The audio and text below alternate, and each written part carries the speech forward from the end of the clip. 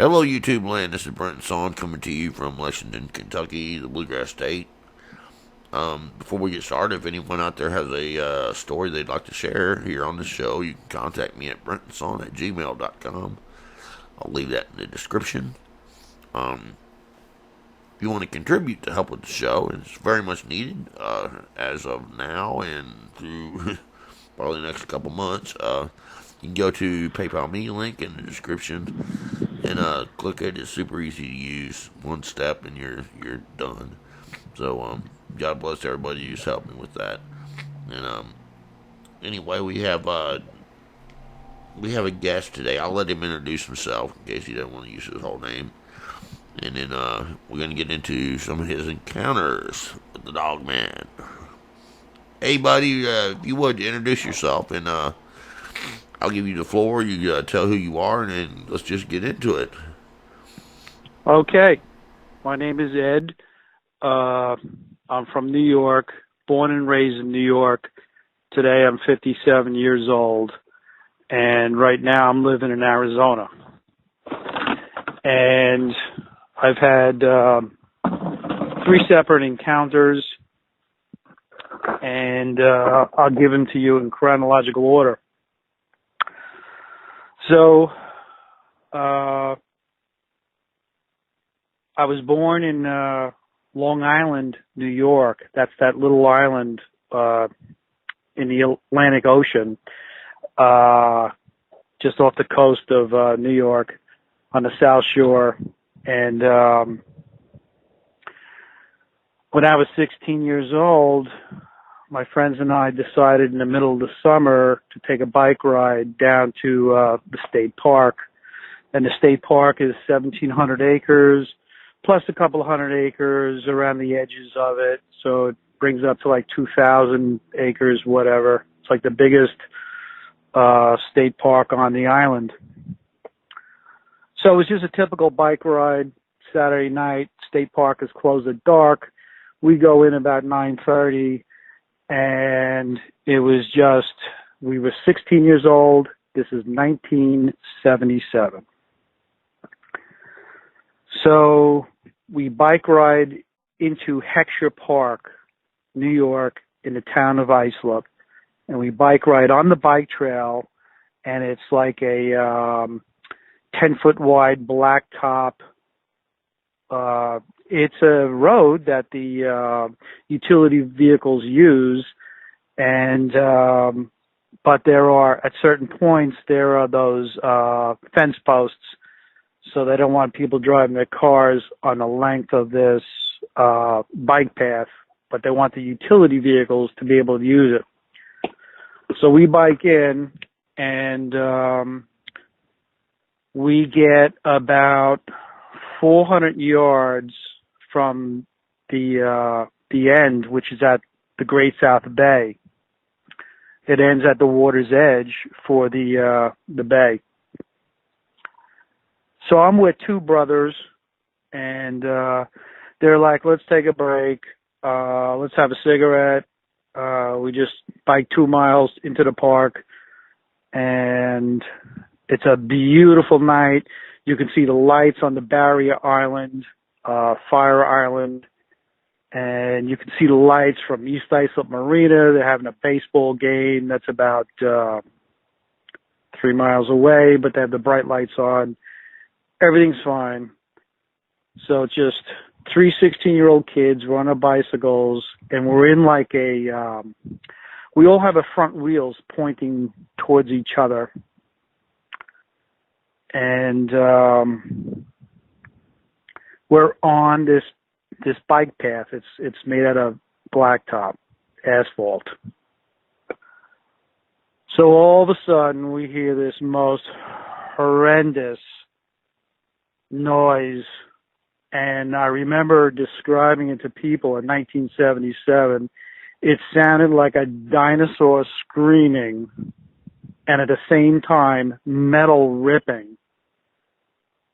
All I could think of is like someone just tore a giant piece of metal in half and a dinosaur screamed at the same time. So the 3 of us, completely silent, we were like, What was that? Next thing you know, after that scream, there is a building. I think it's field number 4. They call it a beach house, whatever. When that sound happened, the sound actually ricocheted off the building. So if you've ever lived in suburbia where the houses are close and someone's hammering nails on the side of his house and the sound ricochets off the house and you're not quite sure if it's the guy behind you or the guy on the side of you, you know, he hammers a hammer and you bump, bump, bump, bump, bump, bump, bump, bump, like that. There's like a double sound from the sound ricocheting off the buildings. When that scream ripped out, it ricocheted off the building. And that was like a slap in the face to, first you hear this wild, wild scream that scares the crap out of you. And then it's like a piece of insurance. It was real because it ricocheted off the building, which is like twice as frightening. You're hoping something's wrong and you can go home now, but it ain't over yet. So now it's dark. There may be 1 or 2 street lights in the park. It's pretty damn dark. And we hear something coming towards us from the beach, coming at us. So in unison, we use the 3, we turn in unison. We're looking towards the area where this thing is coming at us. And you can hear like the wind rushing. And now it's a paved parking lot and we hear feet slamming on the pavement. And there is the next, it's like another piece of insurance that you're experiencing something and it's scaring the crap out of you and it's coming at you. So we're still trying to pull it together. The 3 of us, we're not saying a word. We're trying to pull our senses together. Something is coming at us. And out of the blackness,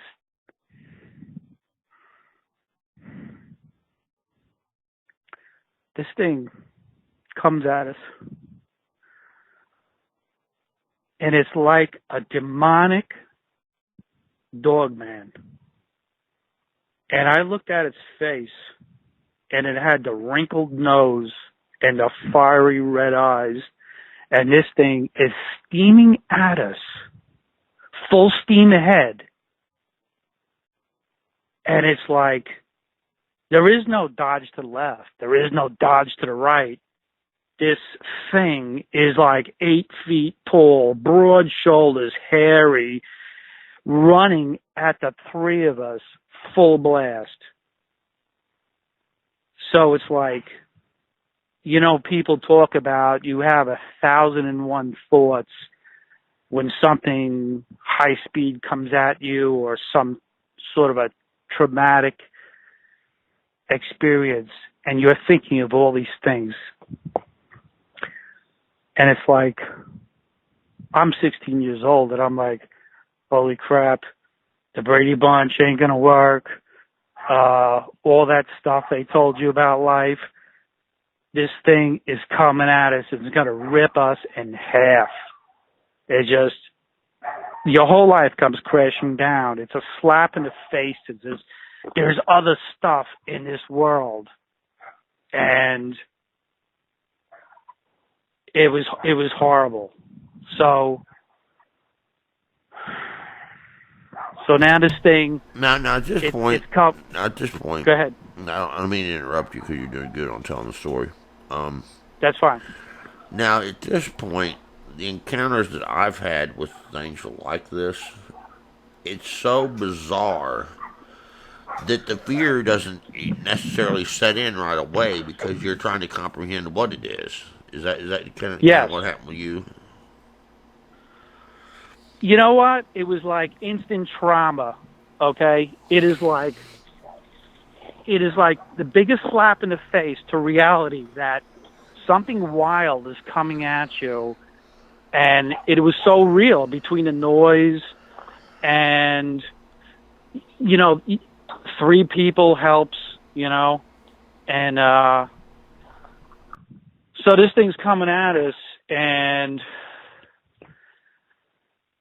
you know, I just told the story to my wife. I've never really we told a couple of people, like, very lightly back then. It was 1977. There's no internet. There's nothing.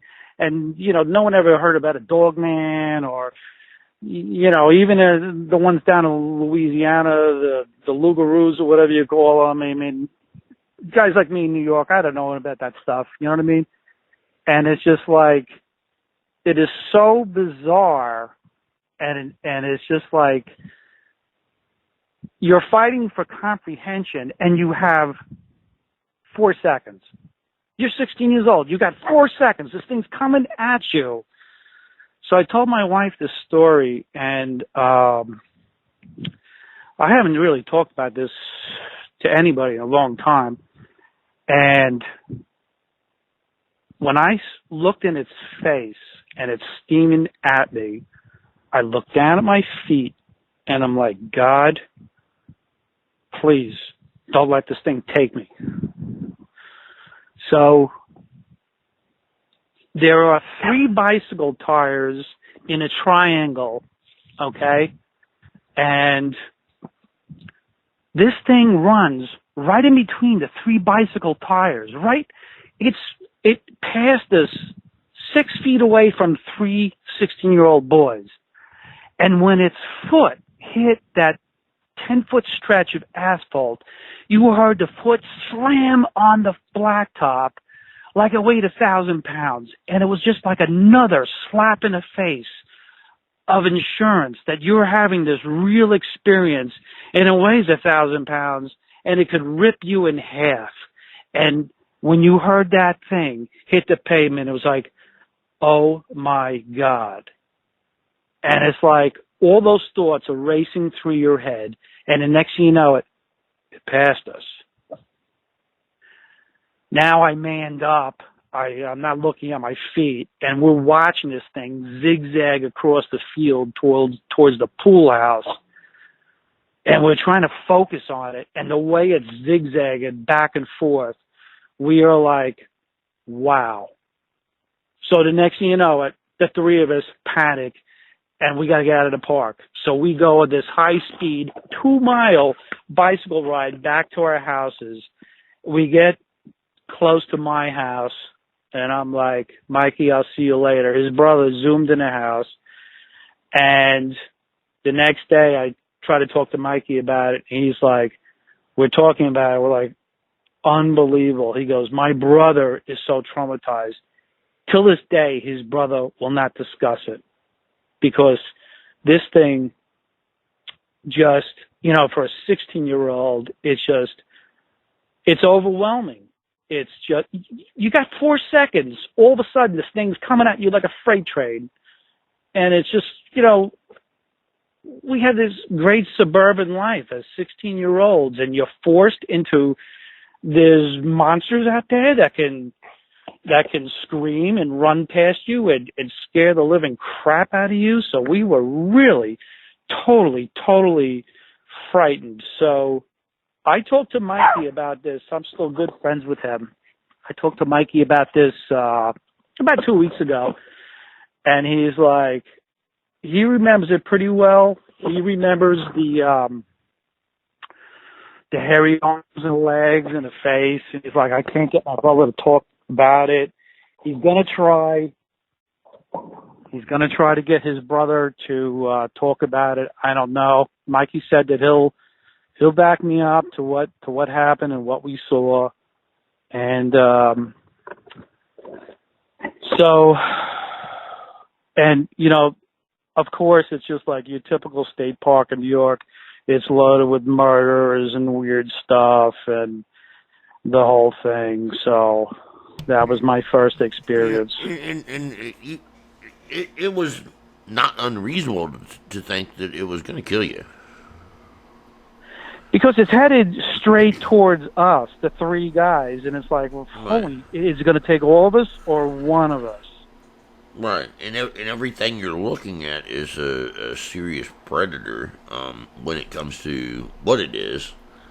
So the reasonable conclusion would be that it's coming to kill us.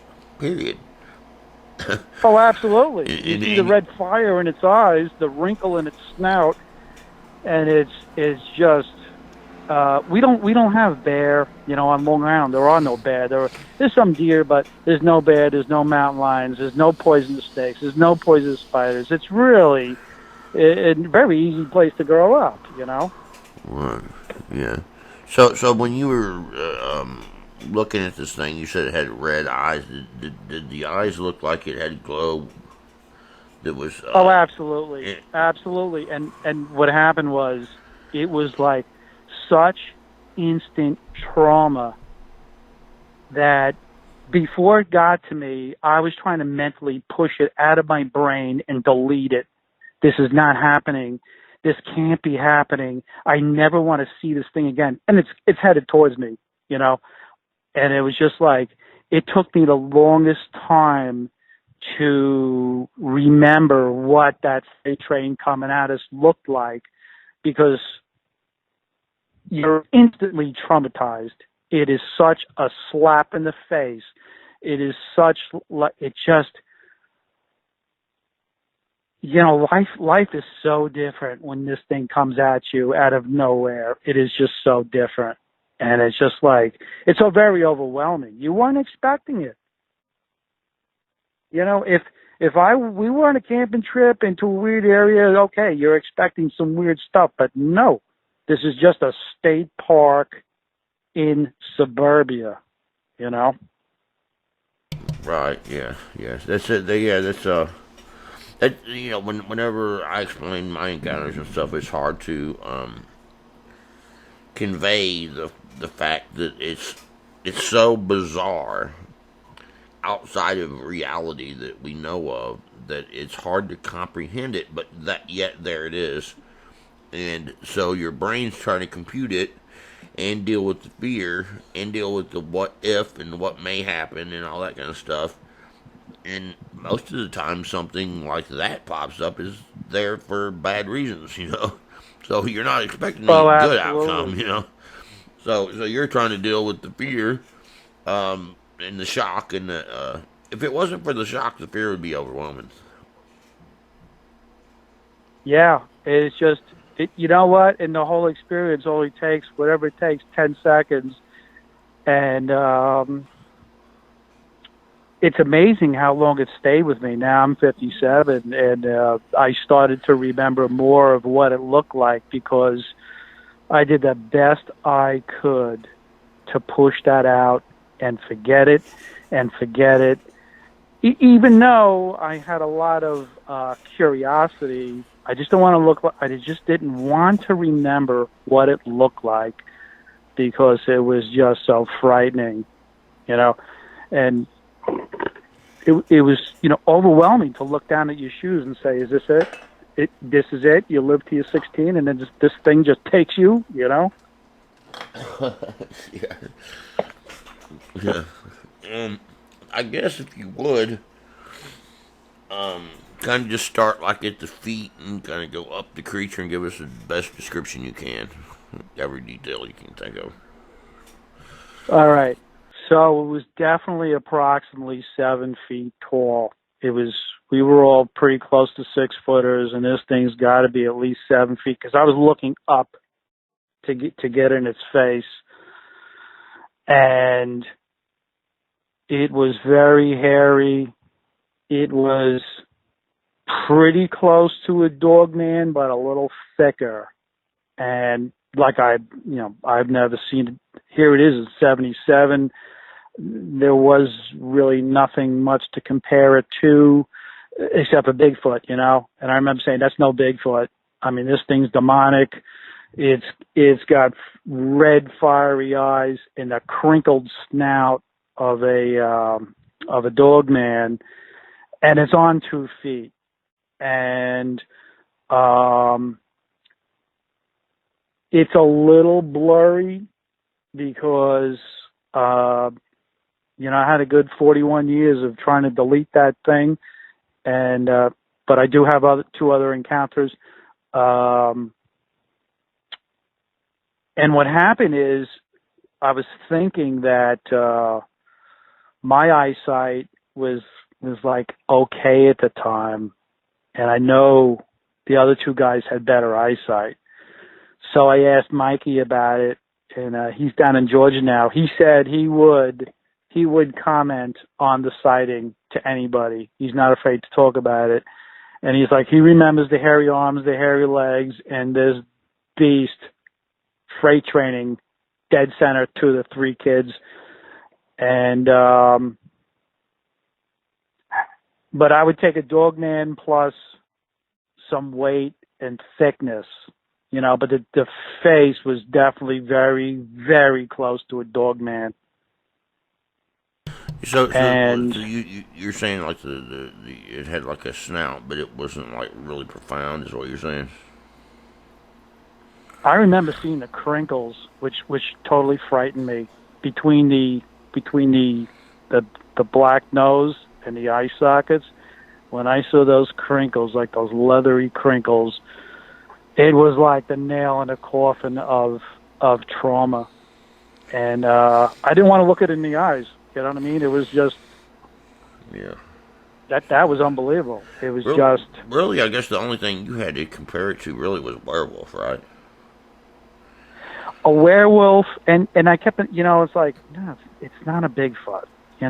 That's all we had in '77. It was Bigfoot and not much, and it was more werewolf-like, especially the head and the face.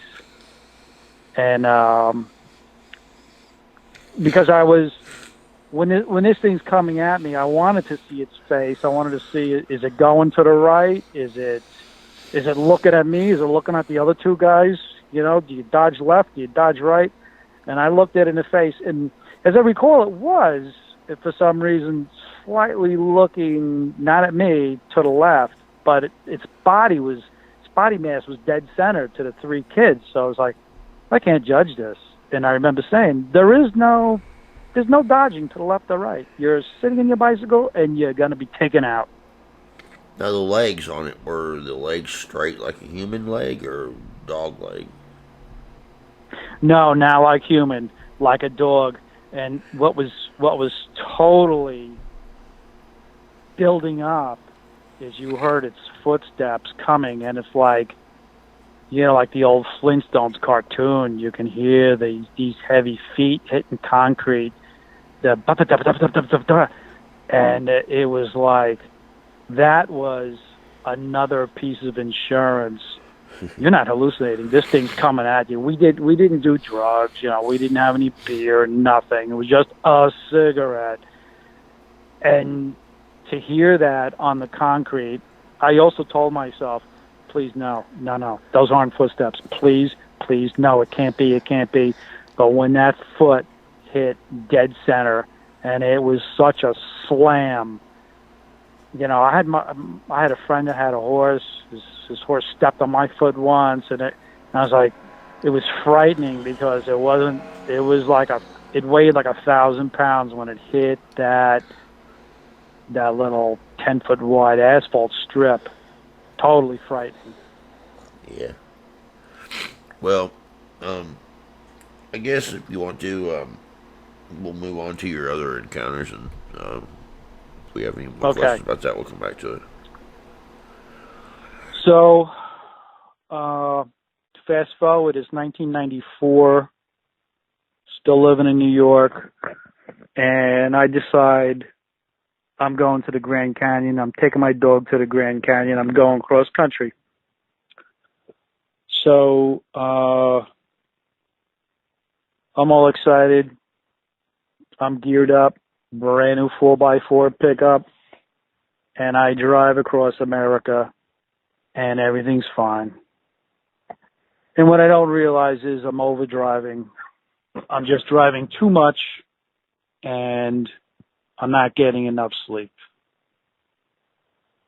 So I'm like, I'm picking a place towards Wyoming. I went past Cheyenne, Wyoming, and I have to go south because my plan was to go through Denver. So there's some sort of a route over there. I don't know what it was, 24, 212, whatever it was. And what I was learning is get off the interstate, take the county roads. They're a little bit of a shortcut, but you get to see more of America and the beautiful farmlands and whatever. So I'm in Wyoming. It's about 5 p.m. And I'm like, I'm bedding down early tonight. I got to look for a place.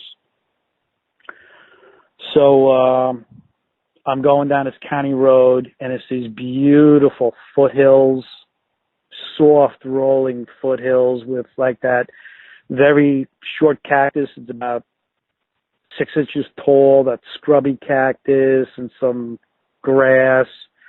The grass really didn't get taller than 2.5 feet.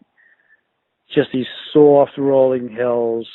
And I'm going down the county roads, and I'm watching the driveways, and one would be private ranch, and I forget what was on the signs, something like BLM land or whatever, entry points for state property, whatever. So that's what I'm looking for. Then I find one. It's an entry point, state property, or whatever it said. Okay, so you go in there, you open a gate, you unhook the wire, you pull your truck in, you shut it, and I see these soft rolling hills. So I'm like, I just want to go in about 2 hills so my pickup truck can't be seen from the road, and I'm bedding down. So I get in there, and it is a gorgeous, maybe June, whatever, and crystal clear sky. And I'm totally excited about seeing America and my beautiful camping trip. And I got this 140-pound Akita with me that's going to save me. And it's so quiet. And I don't know if it was quiet because there was Dogman around me or if it's just the way Wyoming is. I don't know what, because I thought about it. I hear all these Dogman stories where all of a sudden the crickets stop. So here I am setting up I find this campsite. It's just a little four-wheel drive trail, and you can tell there's a campsite there that people have been using just for a little fire pit, nothing else.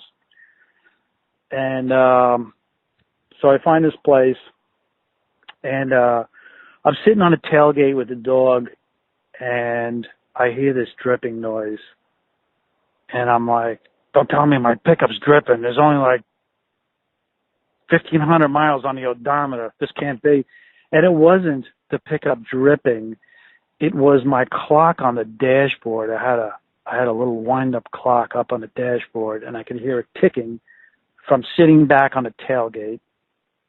So I was like, I think I'm in heaven because I come from New York. There's nothing but noise, and I can hear the ticking on my clock on the dashboard. I don't hear any planes above me. It's about a 4-mile-an-hour wind coming out of the west, coming out of the east, and I'm like, I think I've found heaven.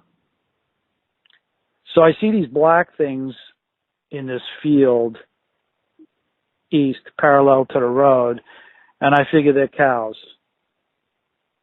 So there really isn't much to do. So sleep in the back of the pickup. It's got a nice cap on it. You get a snack. You feed the dog. Dog's exhausted. And I'm looking at these things, and I'm like, they're off in the distance, and they're black. And I'm like, well, they're probably cows. So I'm like, something's not right. And I know there's mega ranches out there. There's people out there with 10,000-acre ranches, and there's a lot of lost cows, and sometimes there's donkeys and burros and all sorts of larger animals. and you can see them on the side. You can see the wild horses on the side of the highway from New York to California. It's a beautiful thing. But I'm like, these things are black, and there's something not right. So we're set up, just a little bit of orange to the sun going down, just a little bit. And I'm like, you know what? I better get my spotting scope and let me just look at those things. I get my spotting scope and I'm looking at 4 Dogmen. And here we are. It's 1994. I don't know what a Dogman is. I know what it is now because I stumbled onto your website. And I am like, this is the thing that I saw in Heckscher Park. This is 4 Dogmen in a field. So I'm like, I put the scope down. I'm like, this can't be. I ain't leaving. I'm exhausted. I'm sleeping here. And I'm like, this just can't be. The dog's not moving. She's just sitting on the tailgate. I look again, and I'm watching these Dogmen. They were going between standing up and crouching down. So I'm watching their pattern, and my first thought was, are they coming this way? And no, not really. Okay, fine. So my constant worry, are they coming this way? So I was like, I got a riot shotgun that I'm sleeping with. If they're coming for me, they're getting 7 rounds in the tube and the 1 in the chamber. They're getting them all, and I don't care, but I'm exhausted, and I'm not moving. And I'm really iffy if I'm going to stay or should I stay. And then I see them playing with something, and I'm looking, and I'm looking, and I'm looking. They have a coyote with a broken back leg, and they're playing with it, and they're slapping it around. And I'm like, I just wanted to throw up. This is the most disgusting display of strange animals' behavior, and it's frightening. So I'm watching them, and this coyote's trying to get away, and a Dogman would run over it and slap it and like throw it back in the middle. And you could tell it's dragging its back leg. And I'm like, I'm trying to focus. It's definitely a coyote. They have a coyote, and that thing can't run away because it's dragging on the one side. They injured it. And I'm watching this back and forth, and I'm like, I don't believe this. I don't believe this. The wind is going in my direction, so they can't smell me. But I'm like, this is insanity. I'm living it all again. You know, it is reality. They're out there, but you know, in '94, because I wasn't into any of this and I never researched any of it, you got to start from zero again. And you're like, I can't believe what I'm witnessing. It's frightening. And it was disgusting how they were abusing this wounded coyote.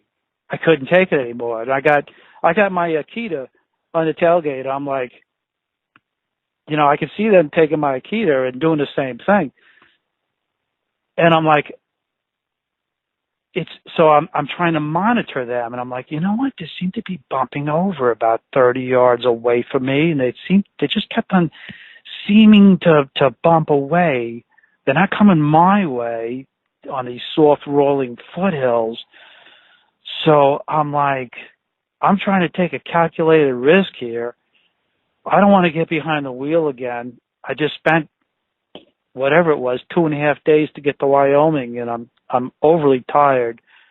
But I know what I'm seeing. I know there is this, with the powerful hind legs standing up and crouching down with the big tall ears. And to witness that, I just wanted to throw up. I just couldn't get a grip on it. And I'm like, it's ruining my trip. I'm trying to get to the Grand Canyon. And it's like, this this is unbelievable. So we bed down, and as soon as the sun starts going down, coyotes on the next foothill to the west start yelping. And I think they had puppies. I'm not an animal expert, but I'm like, that's not those big black things. These are like little dogs that are yelping. I think there's a little family of coyotes just like 100 feet on the other side of this rolling hill that's off my front bumper, facing west. And the dog looked at me, and she was like, yelping puppies, this is whatever. And so I'm like, I guess those dogmen grabbed whatever, the alpha male, I don't know. And it was just the scariest thing. And it didn't come to light until I went to the computer and started looking at my first experience in New York. It didn't come to light to, oh my God, that was 4 dogmen that were abusing a coyote. That's what I saw in the year 1994. It didn't come to light till about, I don't know, a month ago, and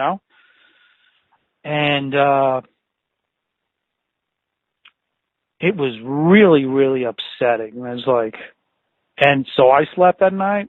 I cracked the windows about a half an inch.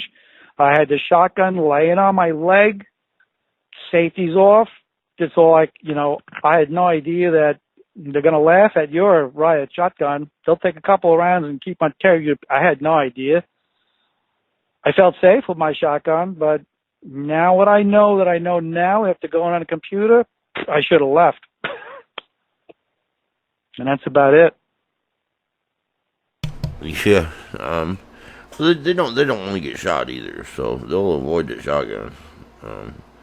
It might not kill them instantly right then, but they can bleed out. Right. They bleed out later. Right. Shotgun puts a big hole in it. Right. And if I was going to do battle with one, the shotgun would be the weapon I'd want.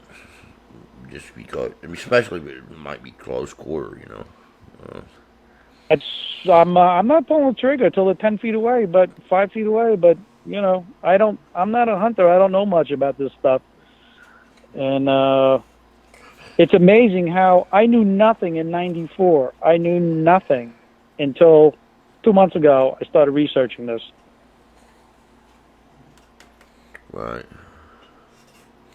Yeah, it's unreal.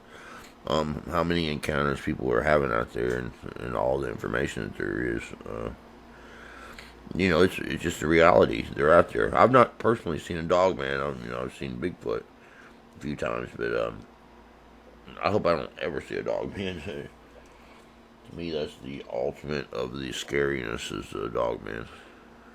Oh, absolutely. Now, like in my first encounter when I was 16, my memory of the body isn't that great because I was deleting it in my brain from the trauma.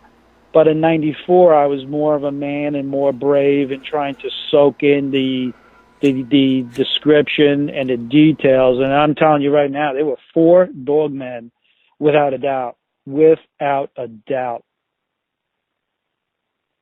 Yeah, 4. That's, my goodness, that's scary right there.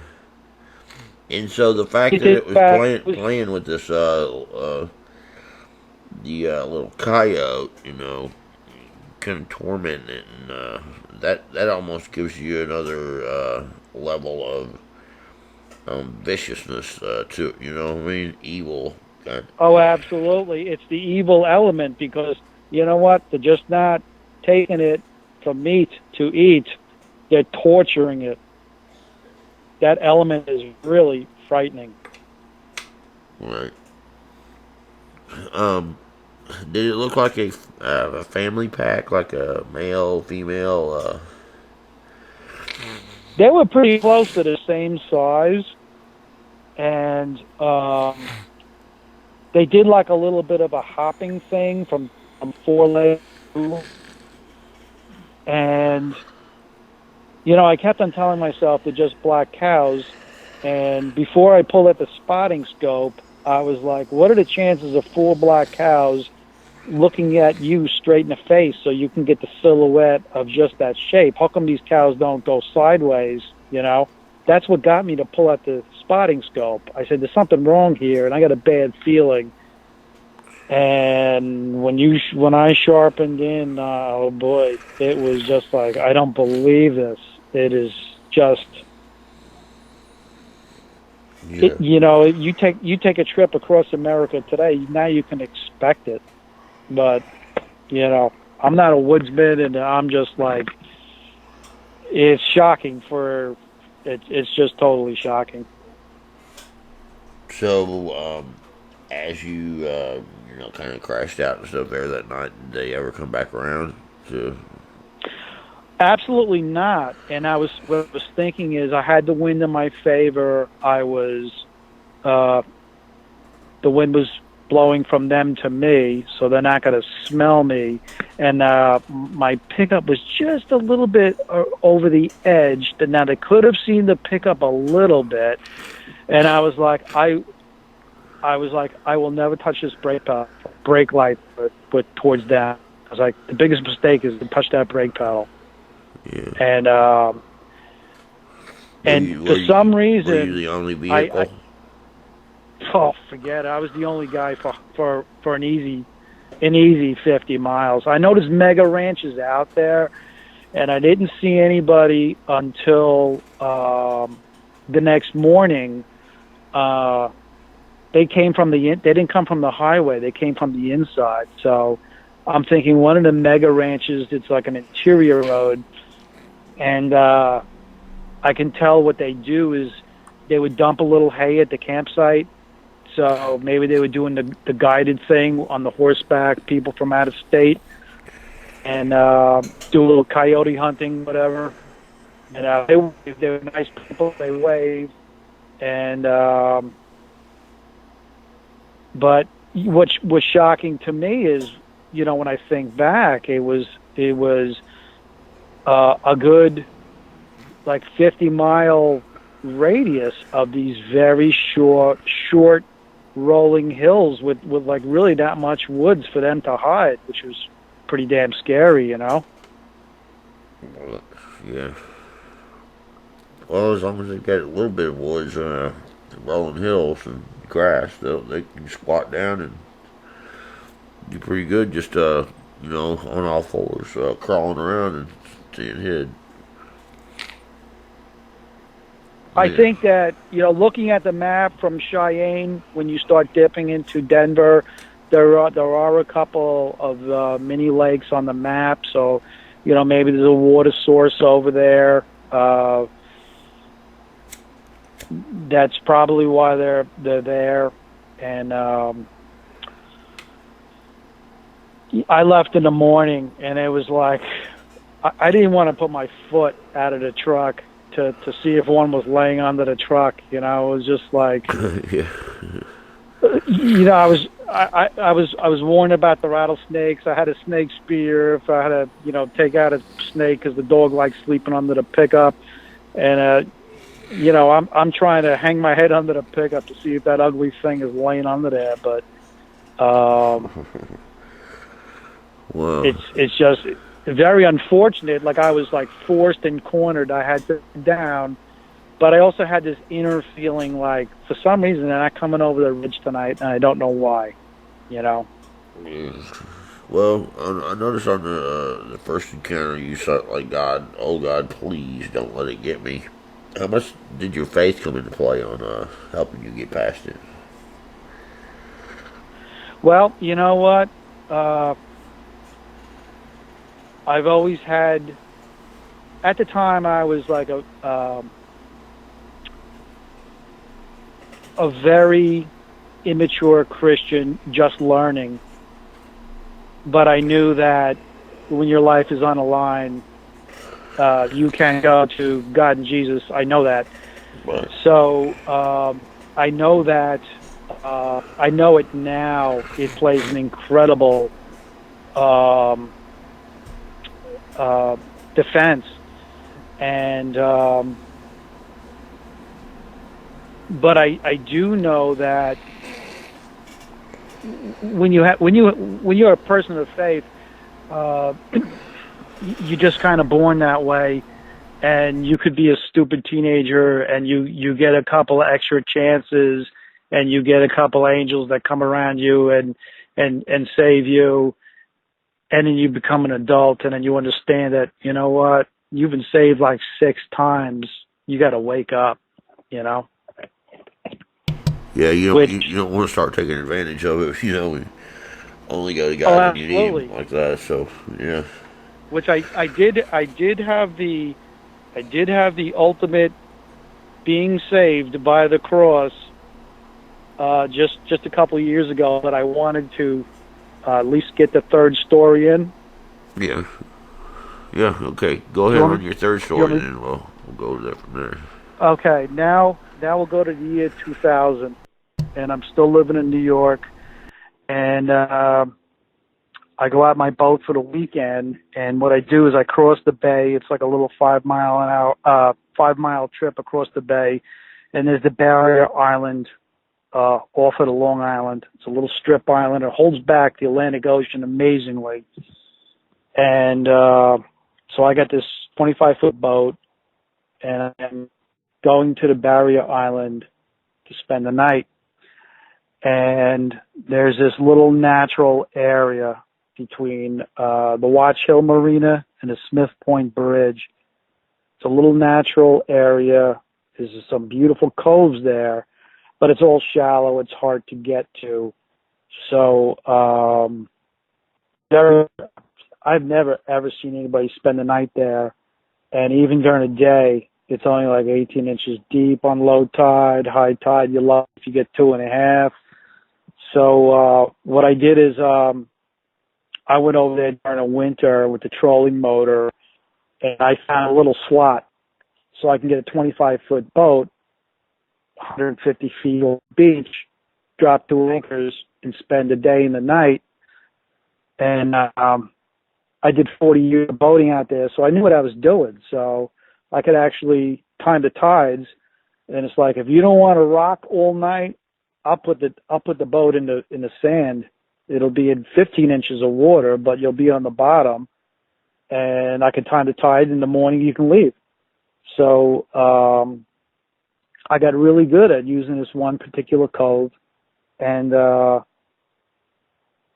it's very remote, and I'm on the bay side, and it's only about 500 yards wide at this spot before the Atlantic Ocean. And in fact, a couple of years later, a new inlet just blew through, and it's active till this day. It's about 150 feet wide now. So I go over there. I'm by myself, and I just want to spend the night. So I got my waders on, and I got the boat in about 2 feet of water. 2 anchors are dropped. Perfect conditions between tides and wind. I'm spending the night.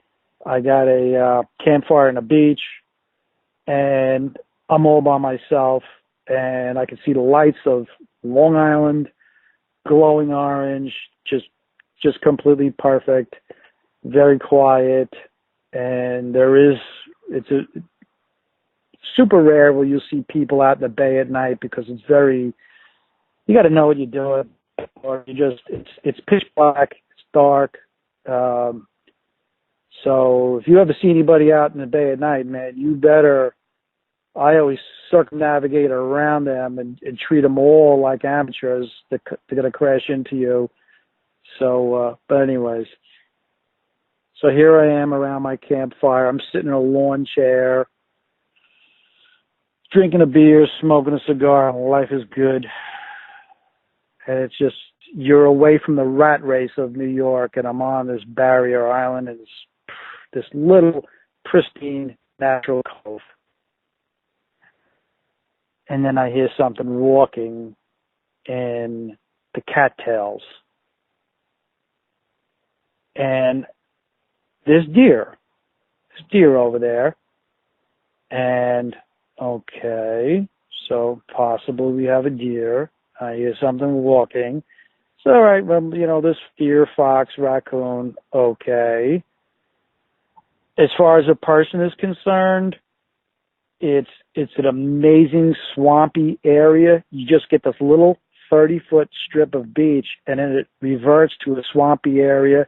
Then it reverts to the beach, holding back the Atlantic Ocean. To walk around that swampy area, you got to do it in daylight, and the only way to do it is in waders, and you got to go zigzag.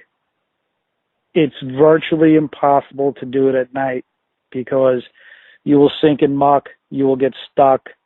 There is little pools of water in the black organic. You'll just you get stuck in it. And so I'm hearing footsteps, and I'm like, I hope it's just a simple case of the drunken college kids walking down the beach. It's all I can come up with. I'm always like, I hope it's the drunken college kids. I hear footsteps. And this area of the cattails, they're super thin. In the daytime, you see right through it.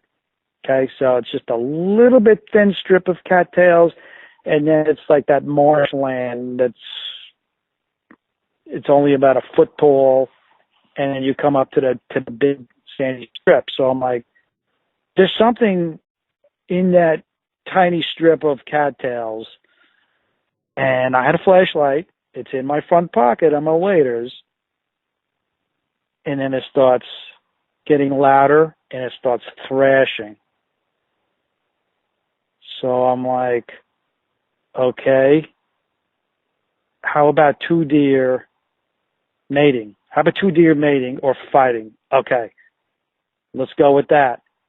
And this thing is thrashing louder and louder to the point where it sounds like an 800-pound gorilla caught himself a 400-pound deer, grabbed it by the four legs, and is beating the beach with it and the cattails with it. And I am frightened. I am like, these aren't drunken college kids. I didn't see the boat come in. There's no way they can come in from either side. This is really bad. And I start backpedaling towards the boat. I got this little tiny 22 caliber gallery gun jammed in my rod holder. And I'm like, oh, that's going to save me. That's all I have right now. There is something beating the beach. And it's only 150 feet, and I'm backpedaling, and it's only 20 inches deep, and I'm quietly backpedaling, and it backs off, and I grab my little 22, and I'm like, I got to man up. I'm going back. I got to man up. I got my flashlight. I'm turning the flashlight on, and I'm like, I am ready to see what it is. And I turn my flashlight. I get back to by the campfire. I turn my flashlight on, and there's nothing there. And you can shoot out 200, 300 yards. There's just nothing there. There's no deer. You can barely find maybe a spot. The sand was something was bashing the sand really hard. And it's like, there's no way it escaped. You can see 200 yards, 300 yards with a flashlight. There's just nothing there. And this area is on the map. It's about 10 miles, maybe 8 miles across the bay from my first sighting.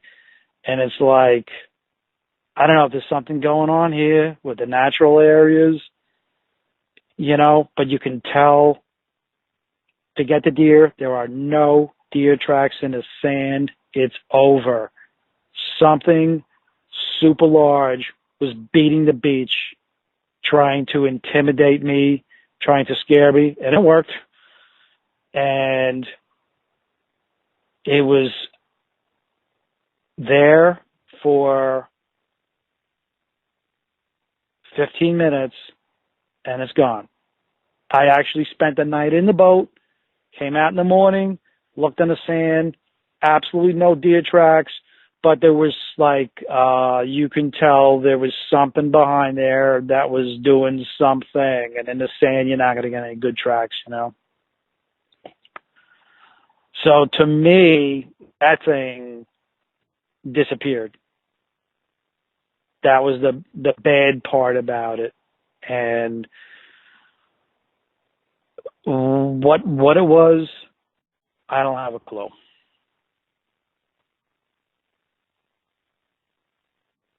And that's it. Well, huh. So that's possibly even a Bigfoot, really, though, huh? Well, yeah. I mean, you have absolutely no sighting, you know. But there's no way. There's no way. The deer on the island are very small. I don't know if they've ever broken 250 pounds, and this thing did weigh 250. Whatever it was just beating the beach, and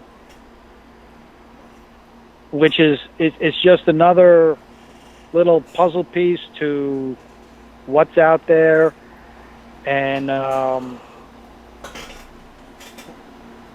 you know, I hope the young people or the inexperienced people that listen to these videos will understand that you got to be prepared. There is stuff out there that is just frightening and could take you out. So, you know, to think that you're going to go out there with a can of mace and a flashlight and a six-pack of beer and spend the night, you better be prepared when you're out in the wild that, you know, there's some wild stuff out there. Yeah. I would almost probably think that the what was doing that on the island there might have been a Bigfoot, and one of the reasons I think that is because I know of some island situations like that where it seems that the Bigfoot are managing groups of deer on the islands. They'll keep them from getting off the islands, but they'll only Right. harvest. They'll harvest what they, want to harvest, and they'll leave the rest alone to keep that population going.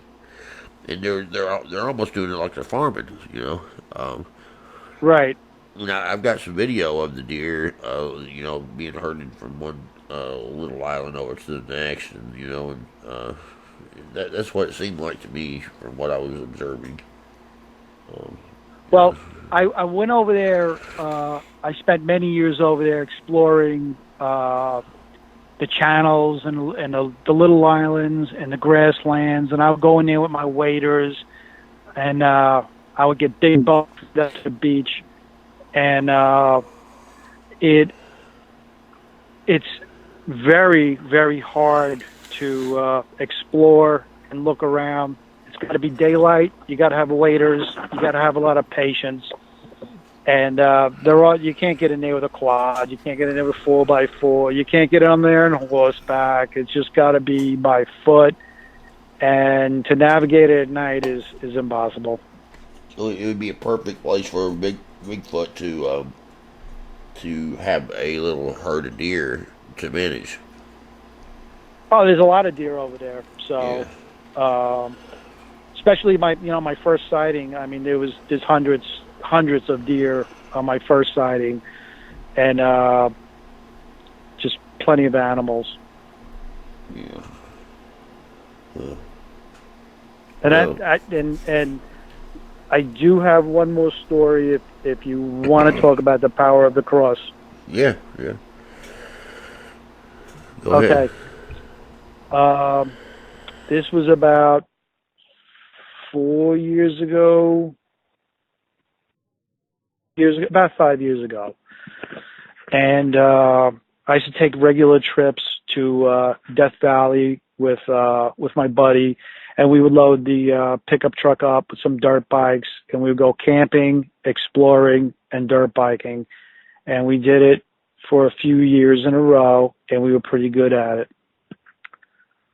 So he said he wants to visit Charlie Manson's ranch. So now, at my age, I'm like, I don't belong there. I'm a Christian. I don't belong there. And got a bad feeling. So we tried going there the first year, and his motorcycle couldn't make it. You need a dirt bike that will climb over rocks, and you at times you have to pick your dirt bike up, get it over the rocks to continue on the trail. It's so bad. His motorcycle couldn't do it, so we gave up, and I'm like, good, I don't want to go. I really don't want to go. So he started pushing. Next year when we go back, he goes, I want to see Manson's ranch. And I'm like, I told him, I don't belong there. Don't expect me to spend an amazing amount of time there. So we do our thing, and we do the Panamint mountain range, and we explore the caves and the mines and the mountains, and it's great exploring and camping. So now it's the day to go to the Manson Ranch, and I'm not looking forward to it. So we go, and we get the 2 bikes over the hard spot. So Gold or Wash. And so now we go in, and we're looking for it, and it's like his GPS is struggling, and there are some little wooden signs in these trails, and the BLM gave up maintaining the roads, the trails, the water cuts are going across the road and leaving 3-foot ruts in the middle of the road. You really need a rock crawler to get in now. Used to be you can get in with a so-so Jeep, but now you need a rock crawler to get in there. And so it's a long day. It was about 100 degrees, not too bad, but our bikes are fully packed out, and we can't find it. And I'm like, good, now I can go home. So he's looking at his GPS, and I, like an idiot, I'm like, let me just walk up this foothill and look over the other edge. So I walk up this foothill, I look over the other edge, and I see it. And I'm like, should I just pretend I didn't see it? We can go home. Should I be a liar? And I'm like, so I said to my buddy, I said, listen, it's on the other side of the ridge. All we got to do is backtrack to the other road, take the fork, and we'll get it. Okay, come on, let's go. So we go, and my buddy is like, it's a little bit of a historic place. It's Manson's Ranch. I'm like, yeah, but all sorts of evil happen here. There are unsolved murders right on this spot. There is all sorts of evil right here. We were warned year after year by the California locals. There are cultists that worship this guy and stalk the area. We were warned twice not to go. So let's just say it's 6:30 at night, whatever. Plenty of sunlight. Sun starts getting a little bit low. And he's like, let's take some pictures. And Angels got in there and burned the place down. So it's like a 3-foot tall cement wall around the perimeter of the little house. And he's like, let's take some pictures. You can take pictures of the little dinette table built into the stone. And I'm getting nervous and nervous and nervous. So I'm like, listen, I'm ready to go. He goes, no, let's take some more pictures. So I give up. I go back to my motorcycle. I start it. I put on my full face helmet and my and I'm like, I'll wait down by the motorcycle. You can take more pictures, but it's time to go. So he's trying to take pictures, and then I start to hear these voices and demonic voices coming out of the Manson Ranch, and my buddy is over there looking for artifacts and taking pictures. And I am like, we gotta go. This is like, we gotta get out of here. We gotta go. And I hear these guttural, demonic voices, and I didn't see it. I could only feel it. It was like 6 separate demonic voices started to spin around and make a rope. And it starts to slowly, like a snake, come towards me. And this thing's like 5 feet in diameter of evil spirits. There's nothing to see. But I can feel it. And it's coming at me. And the guttural voices are demonic, saying demonic things. And it's coming right at me. And it's just slowly 3, 4, 5 miles an hour because it's only like 250 feet. It's coming at me. And wham, it stops 8 inches from my face. And it's like, I can feel it. It was just exactly like it was 6 entities tied in a rope. And dead center, it stops. And I'm taking 3 breaths. I'm like, and the motorcycle's running, bop, bop, bop, bop, at an idle. And I look down, and there, hanging on my stainless steel chain, is 3 crosses. And this thing stopped 5 inches from my 3 crosses that were hanging from my chest. Dead center. And I knew that these 3 crosses stopped that demonic rope of evil. So I stepped back, and I'm like, oh. And then it just dissipated, and it was gone. So I get on the throttle, I rev it up. I said, that's it. I'm leaving now. Goodbye. He got pissed off at me. I take off for a couple hundred feet. I'm waiting for him. He gets on his bike. He's like, hey, we wanted to go here for 2 years, take pictures, blah, blah, blah. I said, listen, I just been through something. I don't want to talk about it. We got to get out of here. So we got the long ride home. You got to stand up on your foot pegs. You're tired. The bikes are heavy. They're packed out. They're whatever. And we get back, and he's so quiet. He thought that, I was going to take pictures and like hang out and stuff. I said, listen, I know you're not into Jesus. I know you're not into the cross. You're not into spirituality. I said, but this is what happened. There's nothing I can do about it. And I know these 3 crosses held that back. And it is a complete testimonial to the power of the cross and belief in Jesus as your Savior. So that was 5 years ago. I have never taken these off. That's it. My stainless steel chain will be on me forever. Yeah, awesome. Yeah, it's your belief. Now, anybody else could have that, and it might not stop it. But it's your faith, basically, in that thing that, belongs to you. So, yeah, awesome, dude, for real. Yeah, I don't know why people want to go playing around on areas like that. I've got stories. I've got a few different stories here on this channel where they went to an area where stuff like that happened, and they kind of made a taunt. Taunted at this thing. Not to mess with me. Right. They, in both cases, someone ended up possessed, and one of them ended up in prison for murder. His eyes got got black, and a demon jumped in him, and he killed one of his relatives, and it all started with going to a place like that, and he taunted these spirits, and can't mess with me, blah blah,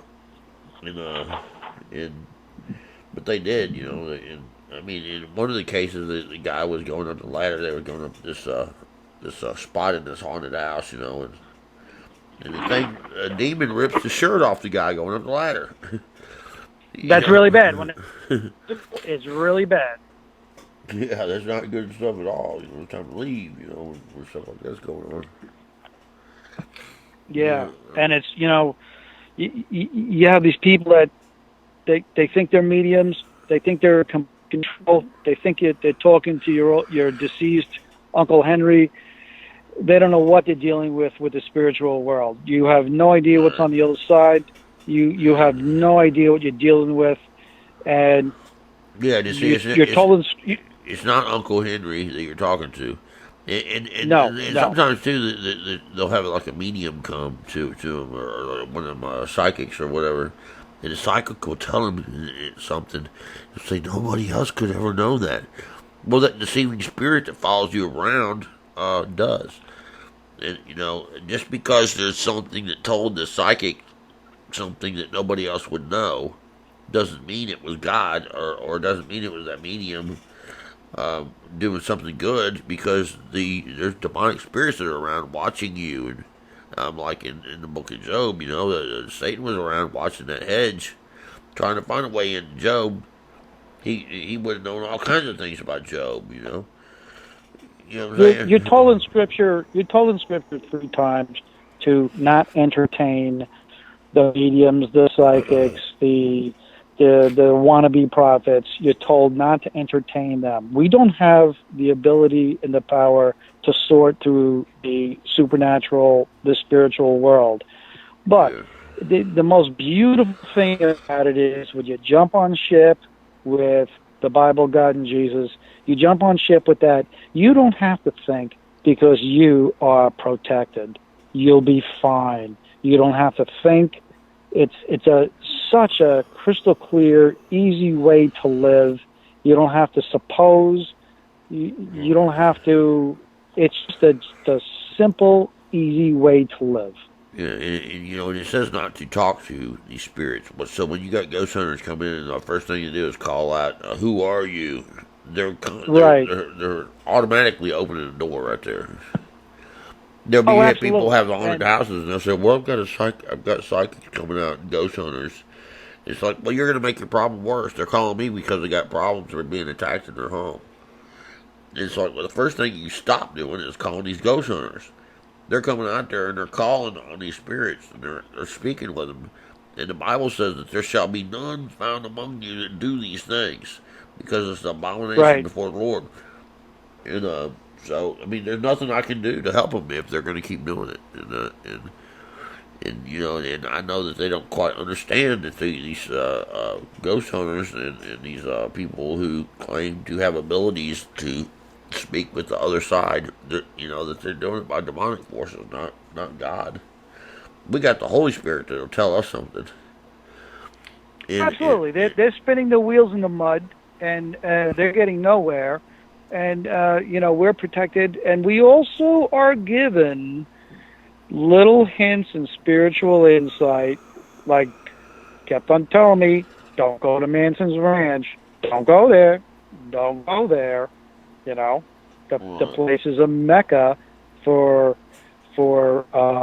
evil people that are still walking the earth, and live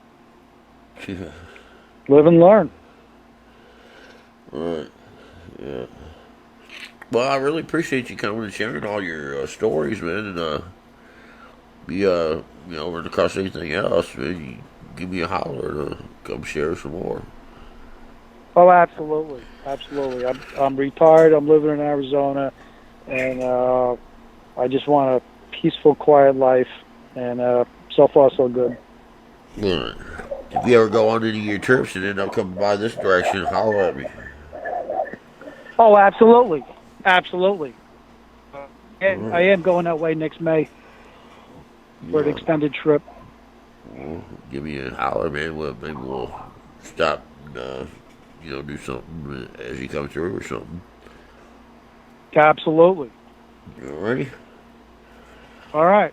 All right. Well, hold on the line there for a second. Everybody out there in YouTube land, I hope you enjoyed this. It's been kind of a fun little chat here, and very interesting Dogman stories, and a good face story there at the end, and that's what it's all about, is sharing what we have to share, and learning something from one another, and I believe that's what we did, and I hope it blessed y'all, and like I said, if anyone out there has something to share, I got the information in the description, and please consider making a contribution. as of right now, I can surely use it. So, God bless you all, and we'll see you on the next video.